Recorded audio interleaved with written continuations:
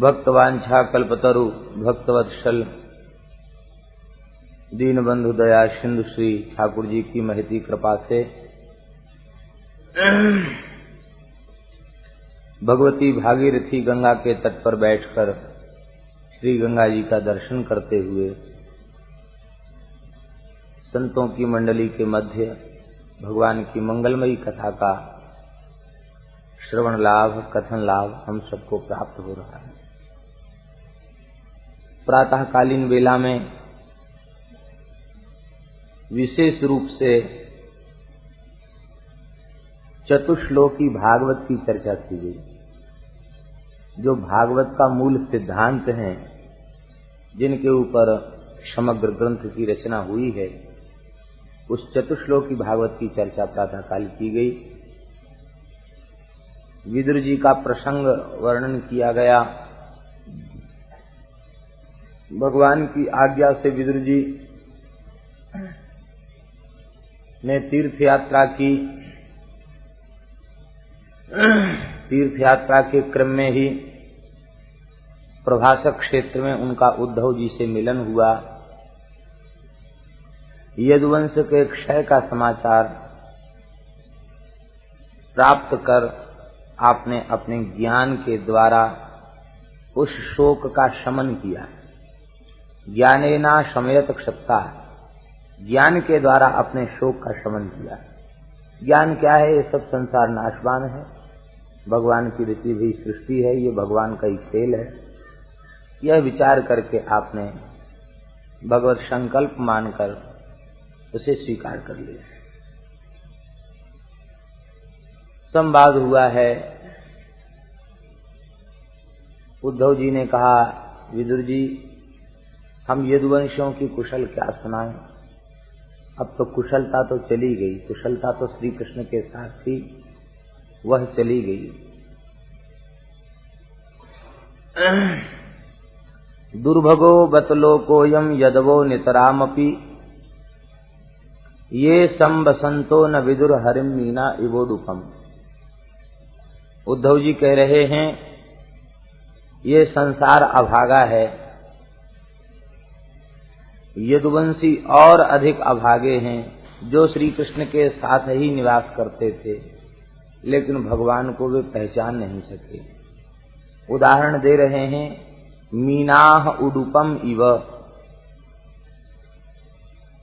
उडुपम करते चंद्रमसम। जैसे मछलियां चंद्रमा को नहीं जान पाती, ऐसे ही धरती के लोग भगवान को पहचान नहीं सकते। चंद्रमा का प्रतिबिंब गंगा जी में पड़ता है तो मछलियां परस्पर विचार करती हैं कि ये चमकता हुआ कौन सा प्राणी है जल के भीतर। विचार करते करते इस निर्णय पर पहुंचती हैं कि जैसे हम जल के जीव हैं, ऐसे ये भी चमकता हुआ कोई जल का प्राणी है। तो क्या मछलियों के यह सोचने से कि चंद्रमा जलचर है, क्या आकाशचारी चंद्रमा जल का प्राणी बन सकता है? नहीं बन सकता। लेकिन वो बेचारी मछलियों का अज्ञान है, वे चंद्रमा को जलचर मान लेती हैं। ऐसे ही संसार सागर है, इसमें विषय रूपी जल भरा हुआ है और विषय से प्रेम करने वाली जीव रूपी मछलियां इसमें विहार कर रही हैं। जब भगवान का आविर्भाव इस जगत में होता है तो ये जीव भगवान को भगवान नहीं मान पाते। ये कहते जैसे हम जल के प्राणी हैं, ऐसे ही ये भी कोई ये भी सृष्टि का कोई प्राणी है। तो दुर्भाग्य की बात तो ये है कि आज भी ज्यादा पढ़े लिखे लोग, जिनको अपनी बुद्धि का अजीर्ण हो चुका है, ऐसे लोग आज भी राम कृष्ण को परमात्मा मानने के लिए तैयार नहीं। कोई कहता वे श्रेष्ठ मानव थे, कोई कहता वे महामानव थे। भगवान थे, इस बात को वे नहीं स्वीकार कर पाते। ये संबसंतो न विदुर हरिम मीना इवोडुपम।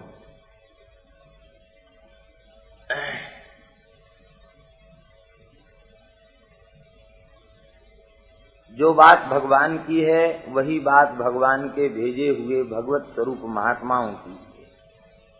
महात्मा जब इस पृथ्वी पर आते हैं तो हम लोग उनको अपने जैसा ही मरण धर्मा मान करके, अपने जैसा ही सामान्य जीव मान करके व्यवहार करते हैं।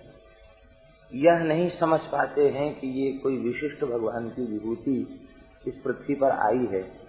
हम इस विभूति का आदर करके, इन्हें अपने आदर्श के रूप में प्रतिष्ठित करके हम अपना कल्याण कर लें, ये नहीं समझ पाते। सोचते हैं बस ये है कि ये थोड़े से अच्छे हैं और क्या है, जैसे हम दो हाथ पैर वाले हैं ऐसे ही तो ये हैं, जैसे हम हैं वैसे ये हैं। भेद क्या है, खाना पीना सोना एक जैसा ही है, भेद क्या है? लेकिन ऐसा है नहीं। आज कोई झूठी भी खबर दे दे कि तुलसीदास जी महाराज अमुक जगह प्रकट हो गए हैं, सबको दर्शन दे रहे हैं, तो भले ही आज विश्वास की कमी और श्रद्धा की कमी आ गई है, लेकिन फिर भी हम समझते हैं 1 घंटे में कम से कम 1 लाख आदमी को इकट्ठा हो जाए। लेकिन उनके जीवन के काल में, तुलसीदास जी के चरित्र में ऐसा आता है कि उनके जीवन काल में कितने लोग उनकी महिमा स्वीकार कर पाए। उनके जीवन काल में उनकी महिमा को लोग स्वीकार नहीं करते।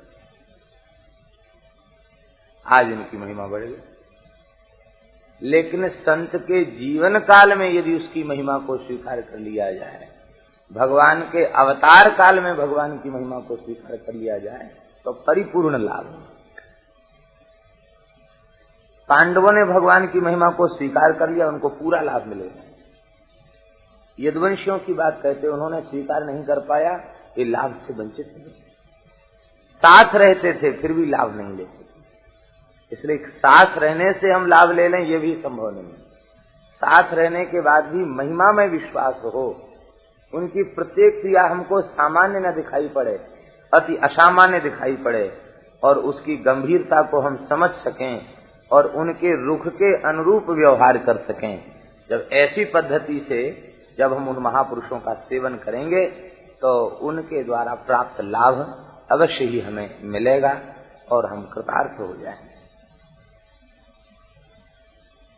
बड़ा सुंदर संवाद हुआ और अंत में विदुर जी से उद्धव जी ने विदाई ले ली है। जो विदुर जी अपने दोनों वंशों के विनाश का समाचार सुनकर भी दुखित नहीं हुए, कुरुवंश का क्षय और यदुवंश का क्षय, दोनों का क्षय सुनने के बाद भी जो दुखी नहीं हुए, वे विदुर जी उद्धव जी के जाने पर रोद प्रेम विह्वला, प्रेम से व्याकुल होकर रोने लग गए। इसका तात्पर्य है कि संसार के न मिलने का सुख होता है ज्ञानियों को, प्रेमियों को, भक्तों को, और न उसके बिछुड़ने का दुख होता है। संसार के मिलने का सुख भगवान के भक्त को नहीं होता, ज्ञानी को भी नहीं होता, और बिछुड़ जाए तो उसका दुख नहीं होता, क्योंकि वह जानता है ये तो बिछुड़ने के लिए ही मिला था, बिछुड़ गया तो क्या हुआ, हमारा क्या गया, ये तो बिछुड़ना था ही, इस बात को वह जानता है, इसलिए उसके चित्त में दुख नहीं होता, प्राप्ति में सुख नहीं होता और चले जाने पर दुख नहीं होता। लेकिन विदुर जी को उद्धव जी की प्राप्ति से अपार सुख हुआ और उनके चले जाने पर अपार कष्ट हुआ। रोरोद प्रेम विह्वला, प्रेम विह्वल होकर के वे रोने लग गए। इसका तात्पर्य है कि भले ही संसार के आने जाने, बिछुड़ने का, पाने का सुख दुख आदि भक्त प्रेमी को न हो, लेकिन भगवान के भक्त से जब मिलन होता है, संत से मिलन होता है, तो अपूर्व सुख होता है, क्योंकि इसमें भगवान की चर्चा होती है, भगवान का सुख प्राप्त होता है, सत्संग का सुख प्राप्त होता है। संत मिलन सम सुख जग नाहि, संत से मिलने के बराबर कोई सुख नहीं है। और दुख भी सबसे बड़ा यही है, वे बिछुड़ जाएं, ये सबसे बड़ा दुख है।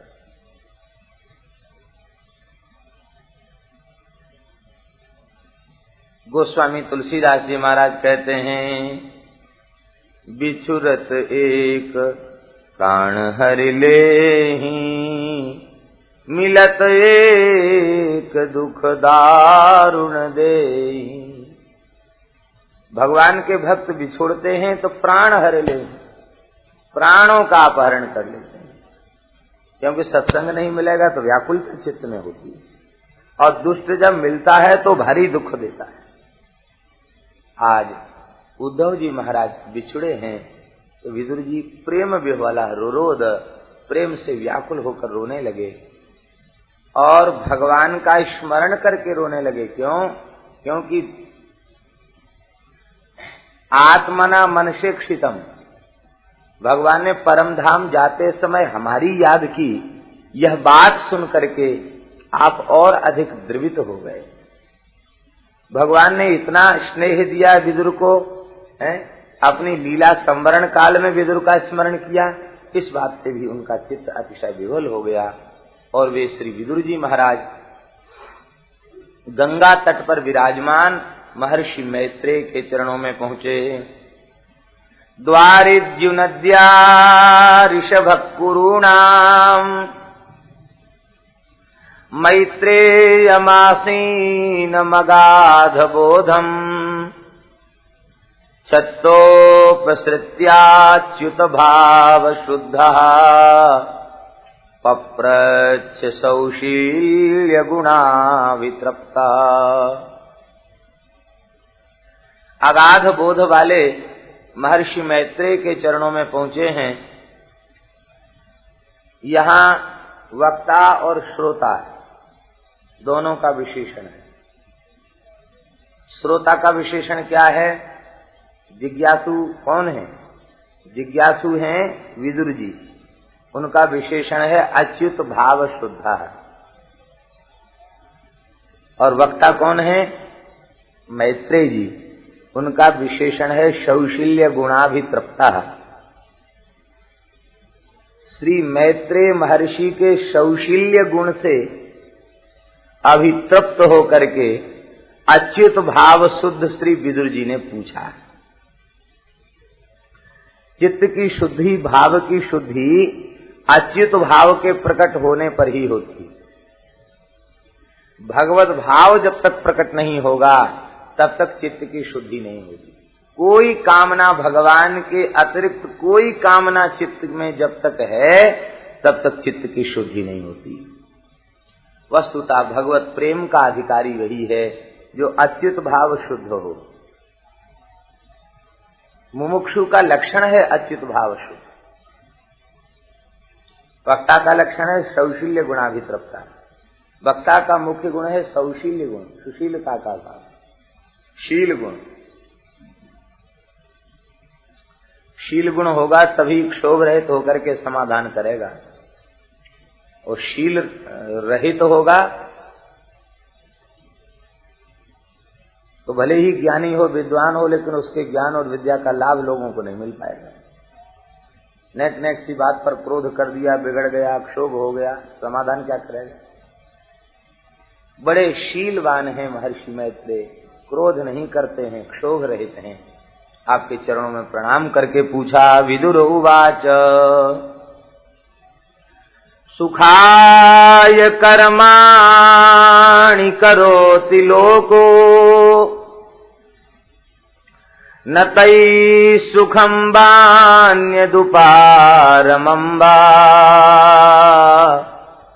विन्देत भूयस्तत एव दुःखम् यदत्र युक्तं भगवान वदेन्नः।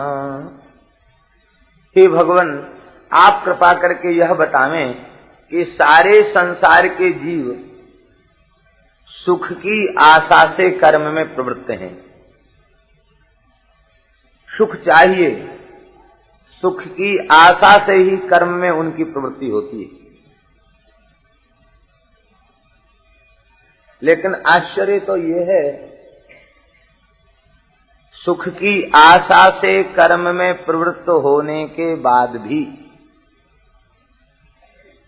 कर्म के परिणाम में उन्हें दुख मिलता है। सुख का संकल्प लेकर कर्म में प्रवृत्त हुए तो सुख मिलना चाहिए, लेकिन सुख नहीं मिला, बदले में उन्हें दुख मिलता है। तो जब दुख मिला तब उन्हें समझ लेना चाहिए कि जब संसार के एक कर्म में प्रवृत्ति सुख का संकल्प लेकर हुई थी और परिणाम में दुख मिला, तो अब संसार के जितने कर्म हैं उनमें प्रवृत्ति और उसका परिणाम दुख ही होगा। भले ही सुख के कारण प्रवृत्ति हो, लेकिन परिणाम में दुख ही मिलेगा, सुख नहीं मिलेगा। इस बात को अच्छी प्रकार से समझ करके समस्त संसार के कर्मों से उपरति हो जाना चाहिए, उसकी वैराग्य हो जाना चाहिए। लेकिन आश्चर्य ये है कि दुख मिलने के बाद भी वह कर्म के जाल में फंसता ही चला जाता है और अधिक दुखों का संग्रह करता है। इसका क्या कारण है?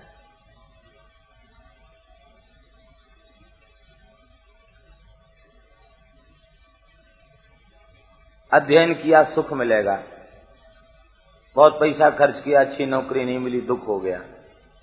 अच्छी नौकरी मिल गई तो फिर होगा कि अरे भाई पैसा तो कमाने लग गए, बिना विवाह के सुख कहाँ मिलेगा।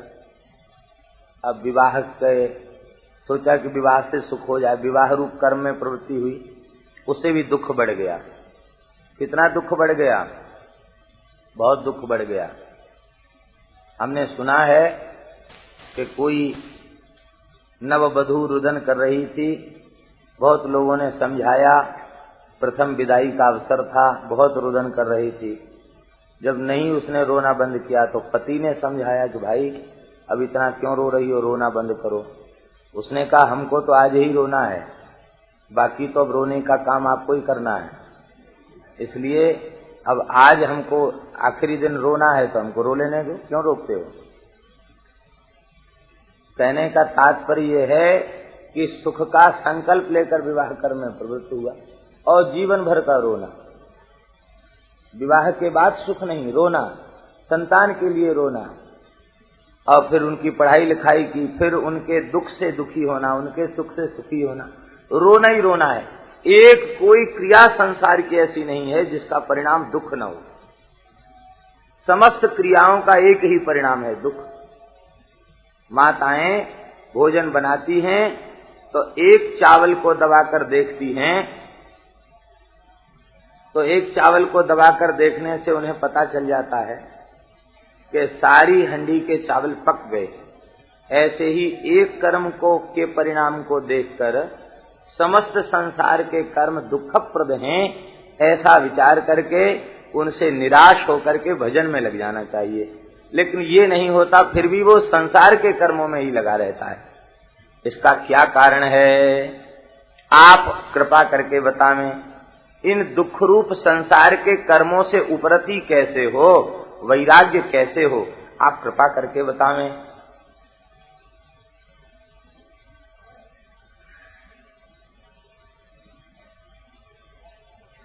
इस प्रश्न को करने के बाद विदुर जी महाराज ने स्वयं ही इसका समाधान किया। आप लोग कहेंगे कि जब समाधान स्वयं ही किया तो प्रश्न करने की क्या आवश्यकता थी? जब स्वयं ही समाधान जानते हैं तो प्रश्न करने की क्या आवश्यकता थी? प्रश्न करने की दो पद्धतियां हैं। एक पद्धति तो ये है कि हमारे भीतर प्रश्न उठा है, उत्तर उसका हम नहीं जानते, तो हम संतों के पास जाएं और अपनी जिज्ञासा को उनके सामने विनम्र शब्दों में प्रस्तुत करें और फिर उनके समाधान को हम प्राप्त करें। एक तो ये पद्धति है। दूसरी पद्धति ये है कि प्रश्न भी हमारे भीतर उठा है और उस प्रश्न का समाधान भी हम जानते हैं, तो हम पहले अपने प्रश्न को महापुरुषों के सामने रखें, फिर अपने समाधान को भी उनके सामने रखें। यदि वे महापुरुष कह दें कि हाँ तुम्हारा प्रश्न भी ठीक और तुम्हारे प्रश्न का समाधान भी ठीक, तब हम विश्वास कर लें कि बस ठीक है। जब तक कोई महापुरुष उस पर मोहर न लगा दे, कोई अनुभवी महात्मा मोहर न लगा दे, तब तक विश्वास न करे कि हमारी जानकारी ठीक है। जानकारी ठीक है, लेकिन कोई महात्मा कह दे कि हाँ ये ठीक है, तब विश्वास पूर्वक उसमें दृढ़ हो जाए। तो श्री विदुर जी महाराज कहते ये तो हमारे भीतर का एक प्रश्न है और इस प्रश्न का समाधान हमारे चित्त में जो प्रकट हुआ है वो ये है, कस्तृप्नुयात्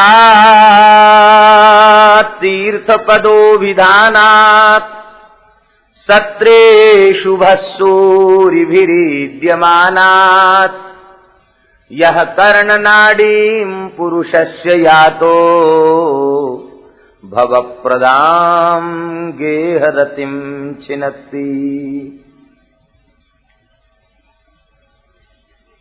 हे भगवान,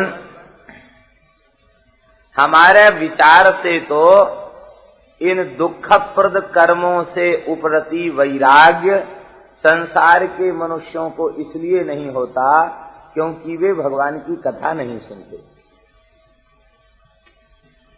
क्योंकि मेरे विचार से भगवान की कथा की ऐसी महिमा है कि यह जो कथा बड़े बड़े महात्मा जिनका वर्णन करते हैं, यह कथा कान की नाड़ी से, यह कर्ण नाड़ीम पुरुषस्य याता, कान की नाड़ी से, और जब हृदय में यह कथा प्रवेश करती है तो हृदय में ही संसार के प्रति रति बनी हुई है। भवप्रदाम, संसार में डालने वाली वस्तु क्या है?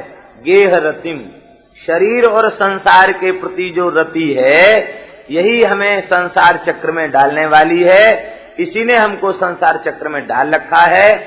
और यह देह गेह की प्रति रति जब तक चित्त में बनी हुई है तब तक संसार के दुखप्रद कर्मों से उपरति होना संभव नहीं है। तो ये भीतर चित्त में बसी हुई शरीर और संसार के प्रति रति ये कैसे समाप्त हो? तो विदुर जी महाराज कहते हैं, जब कथा कान के माध्यम से हृदय में जाती है तो देह गेह कुटुंब संसार के प्रति जो रति है, आसक्ति है, उस आसक्ति को छिनत्ती, उसको छेदन कर देती है, उसको छिन्न भिन्न कर देती है। संसार बाहर नहीं है, संसार तो भीतर है। वस्तुतः बाहर तो सब परमात्मा ही है, भीतर संसार बसा हुआ है, इसलिए बाहर संसार दिख रहा है। भीतर भगवान विराजमान हो जाए, भगवद रति भीतर विराजमान हो जाए तो बाहर संसार नहीं रह जाएगा। देह और गेह इनके प्रति रति क्यों बनी भई है? इनके प्रति रति इसलिए बनी भई है क्योंकि शरीर और संसार, इन दोनों के यथार्थ स्वरूप का बोध हमें नहीं है, इसलिए रति बनी भई है। और भगवान की कथा सुनने से इनके यथार्थता का बोध हो जाता है। भोगों की असारता, संसार की दुख रूपता, संसार की क्षणभंगुरता, शरीर की नश्वरता, इन सब का जब बोध हो जाता है और भगवान के दिव्य करुणामय स्वभाव का बोध जब होता है तो अपने आप भगवान में रति बढ़ती चली जाती है और शरीर संसार के प्रति उदासीनता बढ़ती चली जाती है। और ज्यों-ज्यों शरीर संसार के प्रति उदासीनता बढ़ती है त्यों-त्यों भगवान का भजन बढ़ने लग जाता है। ये लाभ कथा श्रवण करने से मिलता है। तो भगवान, हम तो यही समझते हैं कि शरीर और संसार के प्रति तब तक आसक्ति समाप्त नहीं हो सकती चाहे जो कुछ साधन करता रहे, जब तक वह आपकी मंगलमयी कथा नहीं सुनता है। क्या यह समाधान उचित है? मैत्री जी ने मुस्कुराकर मानो समाधान कर दिया, बोले बिल्कुल ठीक, आपका प्रश्न भी उचित और आपका समाधान भी सर्वश्रेष्ठ है। तब तो आपने प्रसन्न होकर कहा, जब हमारा समाधान श्रेष्ठ है तो भगवान इतनी कृपा और कर दीजिए, हमारे हृदय में जो देह गेह के प्रति रति बनी है उसे आप कथा सुना करके छिन्न भिन्न कर दीजिए। तदस्य कौशारवशरमदातो हरे कथामेव कथा सुसारम उद्धृत्य पुष्पेभ्य इवार्त बंधो शिवाय नः कीर्तय तीर्थ कीर्ते। हे मैत्रेय जी, आप दीनों पर दया करने वाले हैं। आप कृपा करके कथा न सुनावें, कथाम एव कथा सुसारम, कथाओं में जो कथा का सार है वो सुनावें। इसका तात्पर्य है कि भागवत कथा नहीं है, भागवत कथा सार है।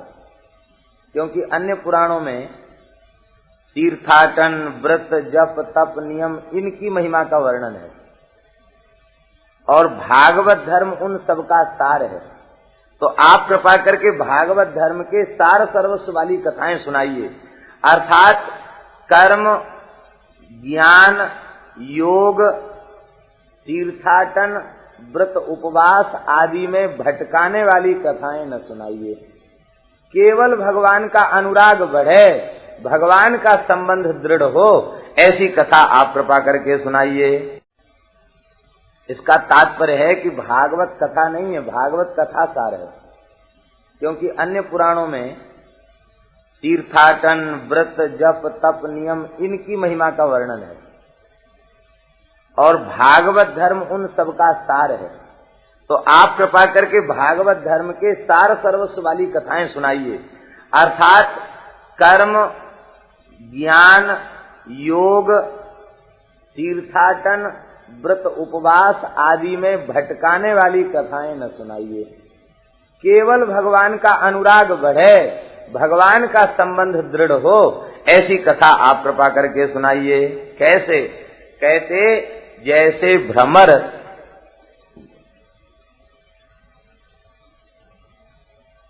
पुष्पों के रस को लेता है, बगीचे में जाकर विभिन्न पुष्पों के रस को प्राप्त करता है और पुष्पों का रस लेकर के अपने छत्ता में उड़ेल देता है।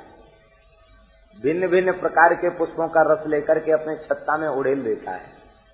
विदुर जी का एक नाम छत्ता है, छत्ता है ना विदुर जी का एक नाम। तो लोक भाषा में जिसे छत्ता कहते हैं, मानो विदुर जी कह रहे हैं कि भगवान आप तो भ्रमर हैं और वेद पुराण ये सब जो हैं पुष्प हैं और मैं छत्ता हूं, तो आपने जो रस अपने भीतर इकट्ठा किया है आप उसे उड़ेल दीजिए। प्रसन्न हो गए हैं श्री मैत्रेय जी महाराज और मैत्रेय जी ने कहा कि भगवान मैं साधु पृष्ठम त्वया साधो लोकान साध्वनुगृह्णता कीर्तिम वितन्वता लोके आत्मनोधोक्षजात्मनः। हे महात्मन, आपने बहुत उत्तम प्रश्न पूछा और उत्तम प्रश्न ही नहीं पूछा, आपने मेरे ऊपर कृपा करुणा करके यह प्रश्न पूछा है। केवल कहने वाले का उपकार नहीं है,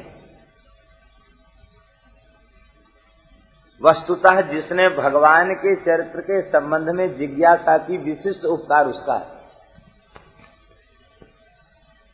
आप सब श्रवण न करना चाहते तो इतना समय प्रमाद में जाता कि नहीं? ऐसी भजन में रुचि है नहीं कि इतने समय तक हम तन्मयतापूर्ण भगवान का चिंतन कर पाते। तो वस्तुतः भगवान की कथा का अवसर देकर के आप सबने हमारे ऊपर अनुग्रह किया है। देखो कितना भाव है मैत्री जी के हृदय में। कहते विदुर जी, आपने प्रश्न पूछ करके भगवान की कथा सुनाने की बात कह करके आपने हमारे ऊपर कृपा की है, क्योंकि आपने हमारे प्राण वल्लभ भगवान के पवित्र गुणों का स्मरण हमको करा दिया।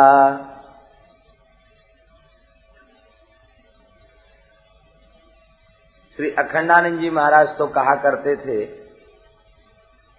कहते थे भाई देखो, श्रोता की महिमा वक्ता से ज्यादा है।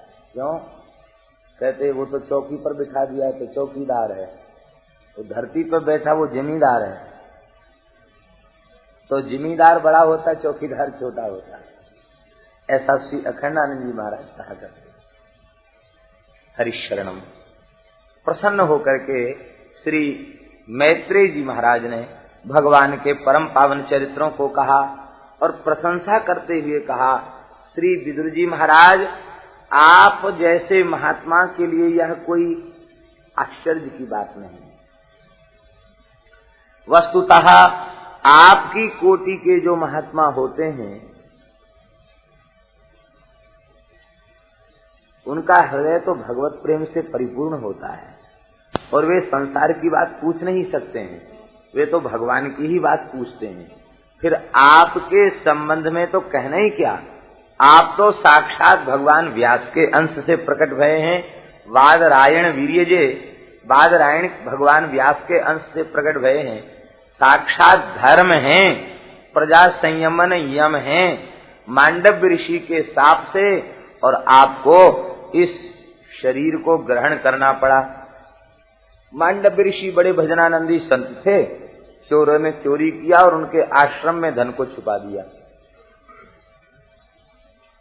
मांडव्य ऋषि तो ध्यान में बैठे थे, पीछे से राजा के सिपाही आए और उन्होंने आश्रम की तलाशी ली, तो चोर भी पकड़े गए, माल भी पकड़ा गया। आश्रम में चोर आए, इस बात से उन लोगों ने यह समझ लिया कि जरूर इन चोरों के साथ महात्मा की कुछ साठ-गांठ है, इनको भी पकड़ लिया। राजा से कहा, राजा ने कहा सबको सूली पर चढ़ा दो। सबको सूली पर चढ़ाया गया, चोरों को सूली पर चढ़ाया गया। चोर तो नष्ट हो गए। मांडव ऋषि को जब सूली पर चढ़ाया गया तो आप अपने योग बल से सूली के ऊपर आसन जमाकर बैठ गए। मृत्यु नहीं भई आपकी सूली पर चढ़ाने के बाद। कई महीने बीत गए, भजन करते करते राजा को सूचना मिली। जल्लाद तो भाग गए, तो राजा को सूचना मिली। राजा ने, हमको आपके ऊपर क्रोध नहीं है, हम तो उस यमराज से पूछेंगे कि हमारा कौन सा कर्म था जो हमको इतना कष्ट भोगना। आत्मा को सूली से उतारने का प्रयत्न किया गया तो शूली छिद चुकी थी शरीर में, वो बाहर नहीं निकल सकी। उस शूली को काट दिया गया, इसलिए उनका नाम हुआ अणि मांडव्य। अणि जो लोहे की अणि है वो भीतर उनके रह गई, शरीर में ही रह गई, इसलिए उनका नाम एक अणि मांडव्य हुआ। वे अपने योग बल से इसी शरीर से यमलोक पहुंच गए। यमराज ने उठ करके आपका स्वागत किया। बोले महाराज कहिए कैसे पधारे। बोले हम तुम्हारा अर्घपाद्य और पूजा लेने नहीं आए हैं, पहले यह बताओ कि किस पाप के कारण हमको शूली पर बैठना पड़ा।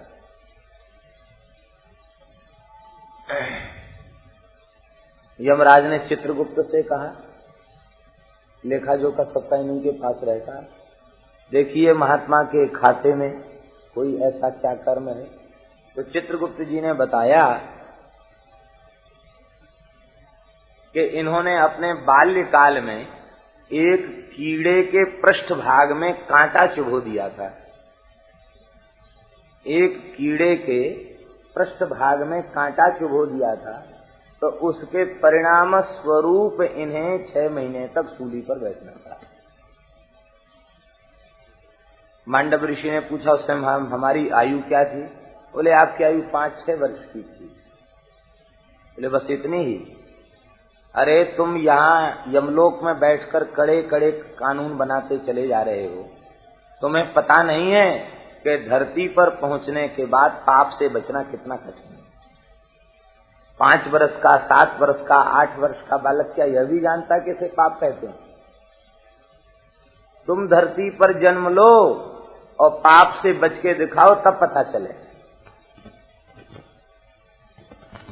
आज के बाद में व्यवस्था बनाता हूं, 14 वर्ष की आयु तक यदि कोई बालक अपराध कर देगा, महाभारत में 14 वर्ष की बात लिखी है, तो उसे बालक को पाप न भोगकर उसके पिता माता को पाप भोगना पड़ेगा। 5 वर्ष की आयु तक बालक से कोई पाप बन जाए तो किसी को नहीं भोगना पड़ेगा, बालक को भी नहीं भोगना पड़ेगा, निष्पाप है 5 वर्ष की आयु तक। 5 वर्ष की आयु के बाद 14 वर्ष की आयु तक यदि कोई पाप करता है तो कितना हुआ?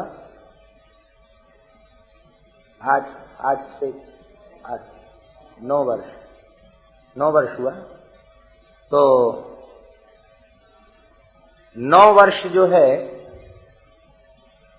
9 वर्ष तक पिता माता की जिम्मेवारी, 14 वर्ष की आयु तक। क्योंकि 5 वर्ष की आयु के बाद यदि कोई अपराध करता है तो ये पिता माता का अपराध है। लालयेत 5 वर्षाणि 10 वर्षाणि ताड़येत, प्राप्ते तु 16 वर्षे पुत्रम मित्रवदाचरे। मनु जी महाराज मनुस्मृति में कहते हैं 5 वर्ष तक लालन करे और 5 वर्ष के बाद फिर 10 वर्षाणि ताड़येत, फिर 10 वर्ष तक ताड़न करे, कोई गलती करे तो उसको सुधारे, डांट के, फटकार के, समझा के, बुझा के सुधारे। और जैसे ही 16 वर्ष से ऊपर हो जाए बालक तो फिर उसको डांट फटकार नहीं करे, फिर तो मित्रवत आचरित, मित्र के समान उसके साथ व्यवहार करे, अर्थात उसका हितैषी बनकर उसको समझावे, फिर मारने से काम नहीं बनेगा। ये व्यवस्था मांडव्य ऋषि ने बना दी। पाप से बचना बड़ा कठिन, छोटे से छोटे खाते को, छोटे से छोटे पाप को खाते में लिख लिया जाता है, लेकिन ये व्यवस्था प्रेमियों के साथ नहीं है, शरणागतों के साथ ये व्यवस्था नहीं है। श्री मलूकदास जी महाराज ने अपनी वाणी में कहा है कि हमारे कर्म का चिट्ठा, खाता, चिट्ठा, बड़े पत्र को चिट्ठा कहते हैं, हमारे कर्म का खाता राम जी के पास गया। राम जी ने कहा ये किसका खाता है? तुम्हारा? बोले हाँ है, तो सब हमारे ही। तो तुम किसके हो? तो बोले कि हमने कहा कि हे रघुनाथ जी हम तो तुम्हारे हैं। अच्छा तुम हमारे हो? बोले हाँ। तुम हमारे हो? बोले हाँ। आपके हैं? संसार के तो नहीं हो? बोले नहीं है। तुम हमारे हो ना? बोले हाँ हम आपके ही हैं। कहते जैसे ही हमने कहा हम आपके हैं तो देखत चिट्ठा फाड़ा, उन्होंने उस खाते को देखा भी नहीं, देखते ही हाथ में लिया और फाड़ के फेंक दिया, बोले खत्म, खाता खत्म। ऐसे ही जो भगवान के बन जाते हैं उनका सब खाता बही फाड़ के गंगा जी में फेंक दिया जाता है। संचित भस्म हो गया, क्रियमाण पवित्र हो गया, प्रारब्ध भी भगवान की कृपा से अनुकूल हो गया। देखो ये भगवान की शरणागत भक्तों को सुविधा है। और जब तक भगवान के संबंध को दृढ़ता पूर्वक स्वीकार नहीं किया तब तक सूक्ष्म से सूक्ष्म भोग को भोगना ही पड़ेगा। यमराज समझ गए कि मांडव्य ऋषि हमको धरती पर भेजना चाहते हैं।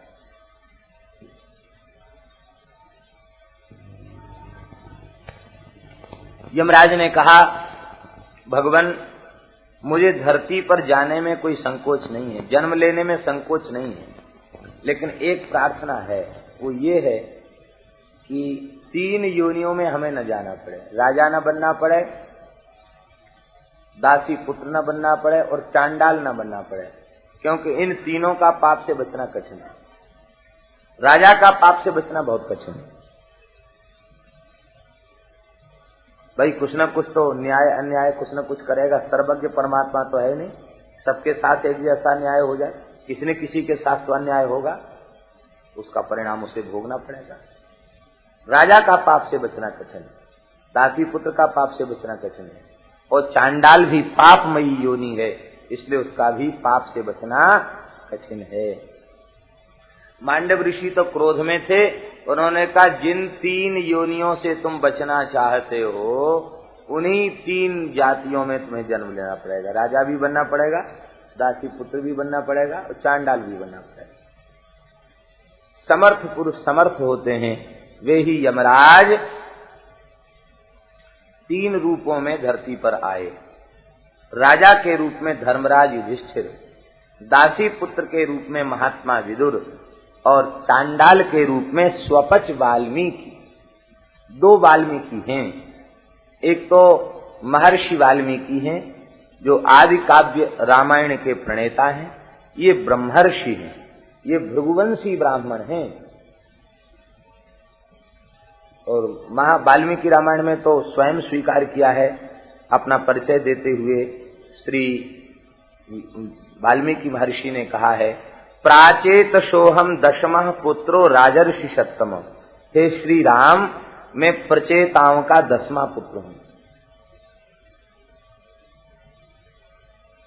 प्रचेता नाम के ऋषि, उनका मैं 10वां पुत्र हूं। ये प्रचेता नाम के ऋषि ये भृगुवंश में भय हैं, इन्हीं के पुत्र हैं, 10वां पुत्र हूं। ये ब्रह्मर्षि हैं, लेकिन द्वापर काल में, द्वापर के अंत में एक भक्त वाल्मीकि नाम के स्वपच कुल में उत्पन्न हुए, चांडाल के कुल में उत्पन्न हुए। इनका नाम स्वपच वाल्मीकि हुआ। इनकी कथा जैमिनी अश्वमेध पर्व में इनकी कथा है। जैमिनी अश्वमेध पर्व में इनकी कथा का वर्णन व्यास जी ने किया है। स्वपच वाल्मीकि यज्ञ में भगवान ने शंख स्थापित कर दिया और कहा कि हे युधिष्ठिर, जब आपका अश्वमेध पूर्ण होगा तो ये शंख बिना बजाए बजने लग जाएगा।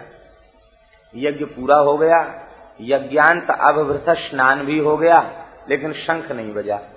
युधिष्ठिर उदास हो गए, बोले भगवान सब कुछ होने के बाद यज्ञांत स्नान तक हो गया, फिर भी शंख नहीं बजा, तो क्या यज्ञ पूरा नहीं हुआ? भगवान ने कहा बात तो ऐसी ही है, जब तक शंख नहीं बजा यज्ञ पूरा नहीं हो। तो यज्ञ में क्या त्रुटि रह गई? बड़े बड़े ऋषि ऋत्विज थे, बड़ी विधि पूर्वक यज्ञ हुआ है, आपके संरक्षण में यज्ञ, यज्ञेश्वर जहाँ विराजमान हो वहाँ यज्ञ अधूरा कैसे? आपकी पावन सन्निधि में यज्ञ हुआ, फिर यज्ञ में क्या अपूर्णता रह गई? भगवान बोले युधिष्ठिर, किसी ऐसे भक्त ने भोजन नहीं किया जिस भक्त में अभिमान का लेश भी न हो, अभिमान की गंध भी न हो, लेश भी न हो, ऐसे किसी भक्त ने भोजन नहीं किया। युधिष्ठिर ने हाथ जोड़कर कहा प्रभो, ऐसो को भक्त लोक लोकन में पाइए। ऐसा भक्त धरती पर तो मिलेगा नहीं, किसी लोक लोकांतर में ऐसा भक्त होगा। भगवान बोले कि भाई खोजोगे तो सब जगह मिल जाएंगे। सब ही सुलभ सब दिन सब देशा, सेवत सादर समन कलेसा। भगवान के भक्त सुलभ हैं, खोजो तो मिलेंगे, नहीं खोजो तो कहां से मिलेंगे? खोजो तो मिलेंगे। महाराज हम कहाँ खोजें, आप ही बताइए। भगवान ने कहा हम बता तो देंगे, लेकिन भक्त नाराज हो जाएगा, क्योंकि भक्त छिप करके भजन कर रहा है, मैं बता दूंगा तो उसका भजन प्रकाशित हो जाएगा। भक्त को प्रसन्नता नहीं होगी, दुख होगा। युधिष्ठिर ने चरण पकड़ लिए, बोले महाराज ऐसे भक्त का कम से कम दर्शन तो हो और यज्ञ पूर्ण हो, क्योंकि यज्ञ पूर्ण हो, आपका यज्ञ अधूरा रह जाए ये ठीक नहीं, यज्ञ तो पूरा होना चाहिए। भगवान ने कहा चलो कोई बात नहीं, भगत नाराज हो गया तो हम मना भी लेंगे, लेकिन अब तुम भी भगत हो, वो भी भगत है, तो तुम्हारे यज्ञ को तो पूर्ण करना ही है हमको। भगवान बोले कि देखो वो लोक लोकांतर में वो भक्त नहीं है। कहाँ है? कहते वो भक्त तुम्हारे इंद्रप्रस्थ में ही रहता है। अरे नगर में रहता है और हमको पता नहीं, आश्चर्य है। किस मोहल्ले में रहते हैं? बोले वो स्वपचों के मोहल्ले में रहते हैं। स्वपच हैं, चांडाल हैं वो। आश्चर्य हुआ, चांडाल कुल में भगवान का भक्त, इतना बड़ा भक्त। भगवान ने कहा देखो सामान्य बुद्धि भक्त के प्रति मत रखना। भीमसेन और अर्जुन को निमंत्रण देने भेजो। भीमसेन और अर्जुन को न्योता देने भेजा गया। भीमसेन अर्जुन किसी सामान्य काम के लिए थोड़ी जा सकते हैं, दोनों को भेजा। वहां गए तो जैसे स्वपचों की बस्तियां होती हैं वैसी ही थी, लेकिन जब उन स्वपच वाल्मीकि भक्त के यहाँ पहुंचे तो क्या देखते हैं कि उनके घर के परिसर में प्रवेश करते ही अर्जुन और भीमसेन की दिव्य स्थिति हो गई। गौ के गोबर से लिपा हुआ तुलसी का सुंदर बगीचा, और उसके मध्य बैठकर वे भजन कर रहे हैं। इतने प्रेम में विह्वल होकर भजन कर रहे हैं कि उनकी अश्रुधारा से सारी पृथ्वी भीगी हुई है, सारी धरती अश्रुधारा से भीगी हुई है। वहां पहुंचते ही शरीर में दिव्य एक आनंद प्रकट हो गया। ऐसा होता है भजन करने वाले महात्मा, उनका जो साधन का भजन का कक्ष है वहां के परमाणु ही कुछ दिव्य हो जाते। नर्मदा किनारे एक महात्मा गुफा में रह के भजन करते, तो दास के ऊपर एक बार बड़ी कृपा की, बोले आप गुफा में चलिए। तो उनकी सेवा में रहने वालों को बड़ा आश्चर्य हुआ कि गुफा में तो कभी किसी को ले नहीं जाते, हमको भी पता नहीं गुफा में क्या है। महाराज बोले आप चलिए हमारी गुफा में चलिए। तो गुफा में भीतर घुस करके गए तो जाते ही ऐसा विलक्षण अनुभव हुआ, इतनी शांति और इतना आनंद उल्लास वहां प्रकट हो रहा था, अद्भुत। और महात्मा तो मौनी, वे तो बोलते ही नहीं, स्लेट पर लिख करके उन्होंने कहा कि गुफा में चले। गुफा में गए तो वो भी चुप बैठे, हम भी चुप बैठे। आधा घंटे करीब बैठे रहे, मन एकदम हलचल से उथल पुथल मन की खत्म हो गई। ऐसे लगा मैंने स्वाभाविक रूप से चित्त शांत हो गया। ये लग रहा था कि ये महात्मा यहाँ बैठकर भजन ध्यान करते हैं, उसकी दिव्यता का प्रभाव बिना बताए बिना बोले समझ में आ रहा है। भक्त जहाँ भजन करता है वहां का स्थल दिव्य हो जाता है, ऐसा अनुभव भगवान की कृपा से होता है। आश्चर्य हुआ, इतने उच्च कोटि के भक्त, ऐसा दिव्य वातावरण। आपने कहा, आप जाकर खड़े हो गए भीमसेन अर्जुन, उनको पता ही नहीं कौन आया, इतने भजन में तन्मय। भगवान का नाम लेकर जय श्री कृष्ण किया, अब उनको समझ में आया कि खड़े, उठ के खड़े हो गए, साष्टांग प्रणाम किया। महाराज हम तो भंगी हैं, आप कैसे पधारे? कहीं आपका न्योता देने आए हैं। महाराज निमंत्रण तो साधु ब्राह्मणों का होता, न हम तो ब्राह्मण हैं न साधु हैं, हम तो स्वपच हैं, हम तो रोज ही जूठन खाते हैं। आपके यहाँ संतों की पंगत होती है, पत्तल बाहर फेंकते हैं, उसमें से बटोर करके हम रोज ही खाते हैं और भजन करते हैं, और हम तो महाराज कहाँ इस योग्य नहीं। भीमसेन अर्जुन ने कहा कि हम अपने आप नहीं आए हैं, भगवान के भेजने पर आए हैं। अब तो मन ही मन भगत जी खींच गए, बोले ये पता ही इन्हीं ने बताया होगा, नहीं हमारे पास तो कोई श्रद्धालु दर्शन करने आने वाला है नहीं, ये आए हैं तो ठाकुर जी ने ही भेद बताया है। मन ही मन रुष्ट हो गए भगवान पर, लेकिन सोचने लगे चलो भाई भगवान की इच्छा है तो अपने क्या करें। आपने कहा कि देखो कल निमंत्रण है आपका, हम कब आए लेने के लिए? स्वपच भक्त बोले कि लेने मत आना, हम स्वयं पहुंच जाएंगे, अपराध हो जाएगा। वे स्वयं ही दूसरे दिन पहुंच गए, द्वार पर पहुंच गए। भगवान ने द्रौपदी से कहा कि तेरी पाक शास्त्र की सफलता होगी आज, क्योंकि ऐसा भक्त भोजन करेगा जिसके भोजन करने से यज्ञ पूर्ण होगा, तो तेरी रसोई की सफलता आज तेरे हाथन की होत सफलाई है, तेरे हाथ सफल हो जाने वाले हैं आज। माताओं का पकवान मिष्ठान्न व्यंजन बनाने में बड़ा प्रेम होता है, बड़ी रुचि होती है, पकाने में भी बड़ी रुचि होती है, और उनसे कह और दिया जाए कि देखो भाई आज तुम्हारी पूरी कार्य कुशलता, पाक शास्त्र की प्रवीणता आज देखने को मिलेगी।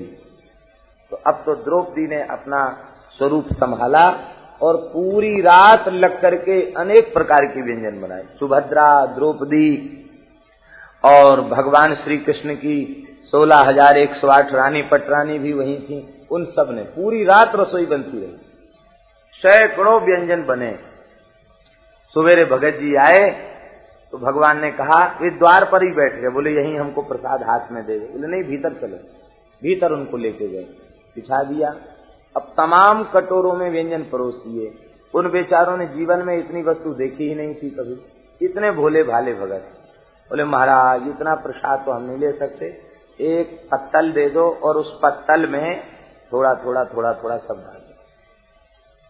तो एक ही पात्र में उन्होंने सब वस्तु थोड़ी थोड़ी डलवा ली और डालने के बाद भगवान को भोग लगाया और इसके बाद सबको सान कर एक कर दिया और आचमन करके पाने लगे। जैसे ही पाना शुरू किया कि शंख बड़ी जोर से भगवान का 5 जन शंख बजने लग गया, लेकिन बजने के बाद तुरंत बंद हो गया। जैसे ही बंद हुआ तो प्रियादास जी इस चरित्र में लिखते हैं कि हरी दंडकी लगाई है, भगवान ने छड़ी लगाई 5 चरणों से। क्यों रे शंख, भक्त की महिमा नहीं जानता, सीथ सीथ प्रति क्यों न बाजो, एक एक कण के ऊपर बजना चाहिए। भक्त भोजन कर रहा है और तुझे बोलने में शर्म लगती है, क्यों मौन हो गया? शंख फिर भी नहीं बजा। भगवान ने कहा मेरे भक्त के प्रति किसी को अभाव आ गया है, बताओ किसको अभाव आया? द्रौपदी ने कहा भगवान मेरे मन में ये बुद्धि भेद बुद्धि आ गई, हम तो विचार कर रही थी कि हम बढ़िया रसोई बनाएंगे और जब रसोई बन के तैयार होगी भोग लगेगा, भोग लग करके प्रसाद ही इनको दिया गया है और प्रसाद जब भक्त पाएंगे तो कहेंगे खीर बहुत अच्छी बनी, रबड़ी बहुत अच्छी बनी, बर्फी बहुत सुंदर है, चटनी बहुत अच्छी है। तो जो जो चीज प्रशंसा करेंगे तो हम उसको द्वारा परोसेंगे। लेकिन इन्होंने तो हमारी सारी रात की रसोई को गुड़ गोबर कर दिया, खट्टा मीठा चरपरा सब एक में, कड़ुआ कसैला सब पदार्थों को एक में सान दिया। तो हमारे मन में तो ये आया कि जैसे आखिर हैं तो स्वपच, सब मिला जुला खाने का अभ्यास इनको है, बटोरन जूठन खाने का अभ्यास है, उसी जाति के कारण उन्होंने ऐसा किया। ये बुद्धि आ गई का, इसीलिए शंख बंद हो गया। अब इन भक्त से पूछो कि इन्होंने ऐसा क्यों किया। भक्त से पूछा गया आपने ऐसा क्यों किया। उन्होंने कहा देखो भोक्ता तो एकमात्र श्री कृष्ण है और श्री कृष्ण ने वस्तु का उपभोग कर लिया तो अब हम उस वस्तु का उपभोग करें ये ठीक नहीं। भोक्ता तो श्री कृष्ण है, उन्होंने स्वीकार कर लिया। अब हमें वस्तु का स्वाद नहीं लेना, पदार्थ का स्वाद तो श्री कृष्ण ने ले लिया क्योंकि वे भोक्ता हैं। अब हमें वस्तु का स्वाद नहीं लेना, अब हमें पदार्थ का स्वाद नहीं लेना, अब तो हमें श्री ठाकुर जी के अधरामृत का स्वाद लेना है। और जितने व्यंजन हैं सब में ठाकुर जी का अधरामृत मिश्रित है। तो हम पदार्थ का स्वाद नहीं ले रहे हैं, हम भगवान के अधरामृत का स्वाद ले रहे हैं। वैष्णव को पदार्थ का स्वाद नहीं अधरामृत खोजना चाहिए। ठाकुर जी के अधर का अमृत इसमें कहाँ है, अधरामृत का स्वाद ले। और यदि हम ऐसा न करते तो पदार्थ का स्वाद आता, अधरामृत का स्वाद नहीं आता, प्रसाद का स्वाद नहीं मिलता और फिर प्रसाद का तिरस्कार हो जाता। क्यों? बोले मीठा खाते खाते मन खटाई के ऊपर जलता, खटाई खाते खाते मन कड़ुए के ऊपर चलता। तो हम कहते ये नहीं ये लाओ, ये नहीं ये लाओ। तो जिसको नहीं कर दिया उस प्रसाद का तो तिरस्कार हो गया कि नहीं। वस्तु आई और हमने मना कर दिया, तिरस्कार हो गया। ये प्रसाद के लिए संत लोग प्रसाद पाने बैठते हैं तो क्या कहते हैं, अन्नम ब्रह्म रसो विष्णु भोक्ता देवो जनार्दन एवं ध्यात्वा तुयो भुंगते अन्न दोषैर न लिप्यते। ऐसा ध्यान करके जो प्रसाद पाते हैं उनको अन्न का दोष व्याप्त नहीं होता। प्रत्येक भक्त को, वैष्णव को प्रसाद पाते समय क्या ध्यान करना चाहिए, अन्नम ब्रह्म। ये सामने प्रसाद के रूप में साक्षात भगवान ही विराजमान है, अन्न ही ब्रह्म है। इसमें जो रस हैं वो विष्णु हैं और इसके भोक्ता भी भगवान हैं। भोक्ता देवो जनार्दन, अर्थात मैं कुछ भी नहीं हूं, ये अन्न भी भगवान, इसमें रस भी भगवान और इसको लेने वाले भी भगवान। हम तो केवल प्रसाद को स्वीकार कर रहे हैं। इस भाव से जो प्रसाद का सेवन करते हैं वे अन्न के दोष से लिप्त होते। इसलिए हमने तो अधरामृत प्रसाद का स्वाद लिया, हमने वस्तु का स्वाद नहीं लिया। अब तो द्रौपदी की बुद्धि का शोधन हो गया। द्रौपदी ने पुनः नमस्कार किया और शंख फिर से बजने लग गया। ये भक्त इस सत्कार को सहन नहीं कर सके और आपने अपने तेज को युधिष्ठिर में विलीन कर दिया। ये महान भगवान के भक्त हुए, स्वपच भक्त। इनका चरित्र वर्णन है। तो आप तो मांडव ऋषि के साप से 3 रूपों में आए हो और यह आपका विदुर स्वरूप विशुद्ध भागवत धर्म को प्रकट करने वाला स्वरूप है। भगवान संकल्प करते हैं और भगवान के संकल्प से भगवान संकल्प पूर्वक काल, कर्म और स्वभाव को भगवान स्वीकार कर लेते हैं। महत्त्व का जन्म होता है और महत्त्व से वैकारिक, तामस, तेज त्रिविध प्रकार का अहंकार उत्पन्न होता है और इस त्रिविध प्रकार के अहंकार से 16 प्रकार के विकार उत्पन्न होते हैं। तत्त अधिष्ठात्री देवता उत्पन्न होते हैं। इस क्रम से इस ब्रह्मांड का वर्णन किया है। देवताओं ने भगवान की स्तुति की है, इसका वर्णन किया है।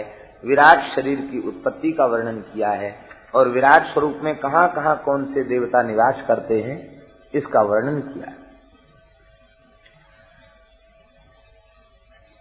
श्री ब्रह्मा जी के ऊपर भगवान ने अनुग्रह किया है।